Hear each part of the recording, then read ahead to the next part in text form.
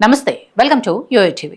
పోడు భూములను వ్యవసాయ యోగ్యంగా మార్చేందుకు రేవంత్ సర్కార్ కొత్త పథకాన్ని తీసుకొచ్చింది. అదే ఇందిర సౌర గిరిజల వికాస పథకం. ఏకంగా 12,600 కోట్ల రూపాయల బడ్జెట్తో రూపొందిన ఈ పథకాన్ని సీఎం రేవంత్ రెడ్డి ప్రారంభించారు. పోడు భూముల్లో వ్యవసాయం చేస్తున్న అన్నదాతలందరికీ రానున్న 5 సంవత్సరాల్లో సోలార్ పంపు సెట్ల ద్వారా నీరందించాలని లక్ష్యంగా పెట్టుకుంది ప్రభుత్వం. పథకాన్ని ప్రారంభించారు సరే, దీన్ని ఎలా సద్వినియోగం చేసుకోవాలి, ఎవరికి వర్తిస్తుంది అనే సందేహాలు ప్రతి ఒక్కరిలో వ్యక్తమవుతున్నాయి. అయితే ఈ పథకం కింద రాష్ట్రంలోని 2.30 లక్షల ఎస్టీ రైతులకు అటవీ హక్కుల చట్టం ద్వారా 6.69 లక్షల ఎకరాల భూమిలో ఉచితంగా బోర్ల తవ్వకం, సోలార్ పంపు సెట్లు, సౌర విద్యుత్ సదుపాయం అందించనున్నారు. ఒక్కో యూనిట్కు 6 లక్షల రూపాయల వ్యయంతో 100% సబ్సిడీ అందజేయటం ఈ పథకం ప్రత్యేకత. సీఎం రేవంత్ రెడ్డి మాట్లాడుతూ అచ్చంపేట నియోజకవర్గాన్ని దేశంలోనే ఆదర్శంగా తీర్చిదిద్దుతామని అన్నారు.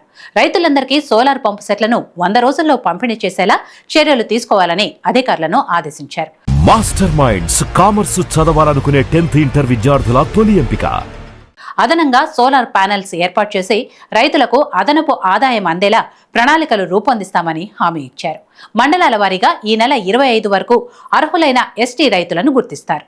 జూన్ 10 వరకు క్షేత్రస్థాయిలో పనుల పరిశీలన, భూగర్భ జలాల సర్వే, ఇతర అంచనాలు రూపొందించాలి. జిల్లా స్థాయిలో ఈ నెల 30 నాటికి సర్వే, ఇతర పనులకు టెండర్లు పిలుస్తారు. అనంతరం ఖరారు చేస్తారు.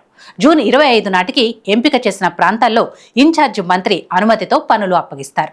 జూన్ 26 నుంచి 2026 మార్చి 31 వరకు భూముల అభివృద్ధి, బోరుబావుల తవ్వకం, సోలార్ పంపు సెట్లను అధికారులు ఏర్పాటు చేస్తారు. తర్వాత ఉద్యాన పంటల అభివృద్ధి పనులు చేస్తారు. వాటి యూనిట్ల వినియోగ పత్రాలను ప్రభుత్వానికి సమర్పిస్తారు.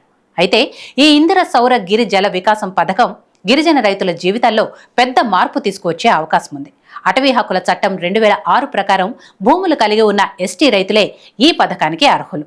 తొలి ఏడాది 10,000 మంది రైతులకు చెందిన 17,184 ఎకరాలను సాగులోకి తీసుకురానున్నారు.